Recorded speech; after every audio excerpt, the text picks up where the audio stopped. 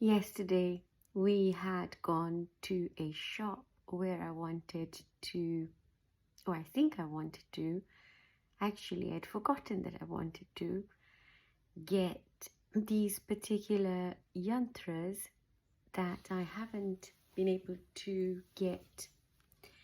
And I'm not in India, we are in the UK. Anyway, so I went to the shop and they were about to close, and I asked them for something that I did in fact want, not a yantra, it was a type of seed. Anyway, they said, oh yeah, we have it. And he said to me, do you know what to do with it? And I said, I think I do. And he started talking to me about different yantras, and he offered me some really useful advice about them and what they mean. And he doesn't know my background, he doesn't know anything about me, and he didn't know that actually I have a lot of these things. And your spiritual awakening will give you a sort of superpower.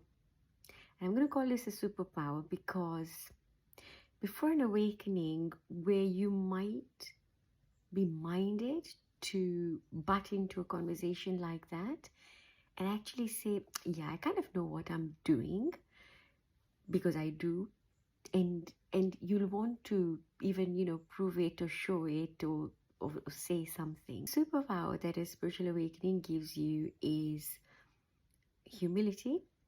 But before humility is, you no longer feel like you've got to prove yourself or to show yourself or to even boast about the knowledge you have, but actually you can create a safe space for somebody to share their own experience and sort of want to impart something to you, no matter how much you know it. To sort of even tell me about the meaning of what I've got in my shrine, and it was really fascinating to hear this.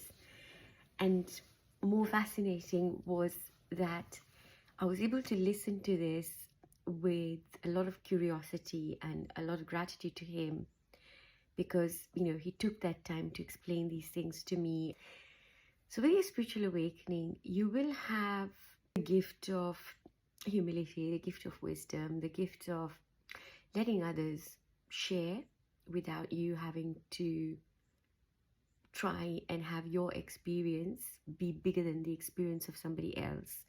So there's no competition in a spiritual awakening. You've gone past the sensations, you've gone past the euphoria of it, you've gone past the oh wow, look at me, I've sort of doing my work and I've become spiritually awake. So you go past it's a learning curve, and you do go through this like a little baby who's excited and shares. Awakening gives you a lot of santushti, a lot of peace, a lot of contentment, and you don't even judge that other person. Spiritual awakening is demystifying, and not only does it clear your own cobwebs, it clears illusions of grandeur that you may hold.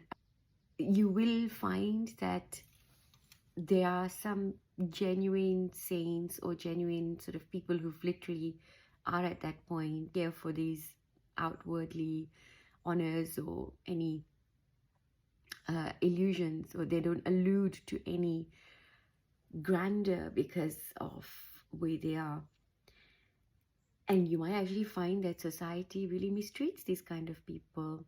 In fact, there is one such person that I did meet physically in India, and she was considered as a mad woman, and she looked really unkempt, and she'd be smoking one of these Indian cigarettes, half kind of naked, didn't really care.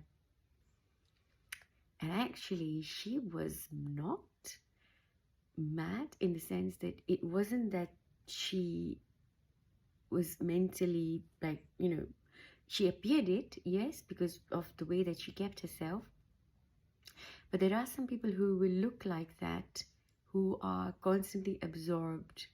Yeah, they're constantly absorbed in their communion, so they're very not in this realm. And so you'll have people like that. Whenever we feel or we see others that don't quite appear to fit into any category that we have a predisposition towards in our minds, maybe through society or through whatever has been fed to us, always be slow to make any assumptions there, because there's a lot of things. And one such instance was Shirdi Sai Baba. Shirdi Sai Baba, he was a fakir. He looked like one, at least, dressed in a robe, nothing, very ragged, nothing fancy, just sort of very basic clothing. And he lived in a dilapidated masjid, a mosque, little building that didn't really amount to kind of like a home, but it had a bit of shade, leaked a lot, but he was there. It's what he chose as his abode. When he first came to Shirdi, he was, people would throw stones at him, people would hurl abuses at him.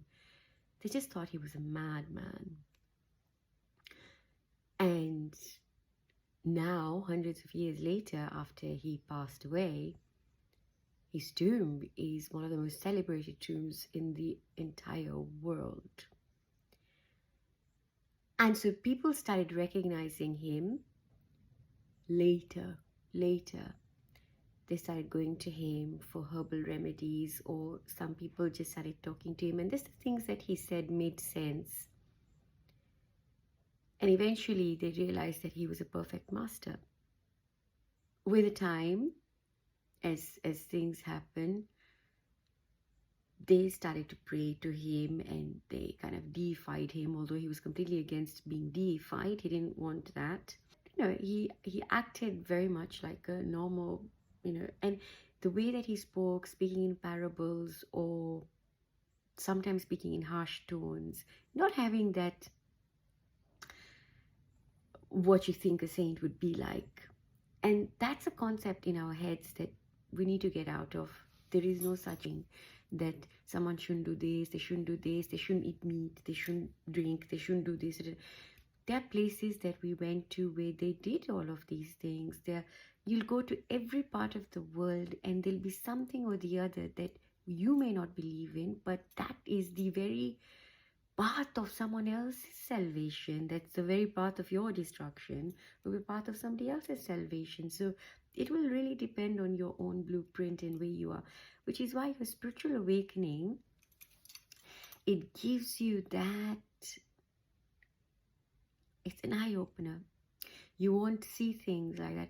I mean, I myself had to through quite an ordeal myself. I remember when I had no hair, I shaved my head a few times, and the first time, just the way that I was treated was though that I had sort of lost all senses. But actually, in fact, I did, but not in the traditional sense. But yeah, so you do go through different aspects of awakening, and they will appear as different things to different people, and how they display in you physically for others to be able to see will also be very different. So spiritual awakening, folks, it's a great portal into cutting the crap. It removes all these illusions. It removes all these ideas that we have, all the philosophies that we have, all these theories that we have. And if there's anything, the one thing that you will realize is you really can't encapsulate, you can't fathom, you cannot actually even summarize the other side, which is the side, which is actually our reality, our essence, and who we really are. And to have a witness of that totality of existence is everything.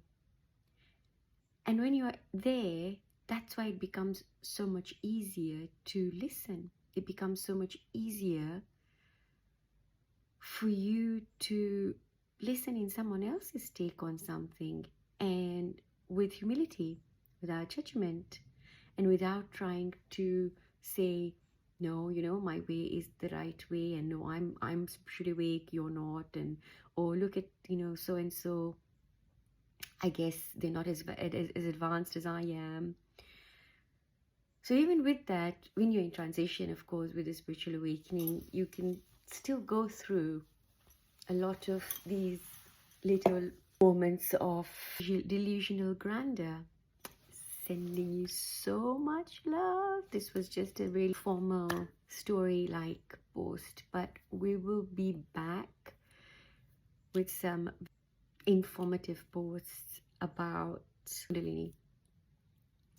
I feel like the time has come to share certain other aspects of Kundalini, and also what I would like to discover together with all of you and share is the science of occult.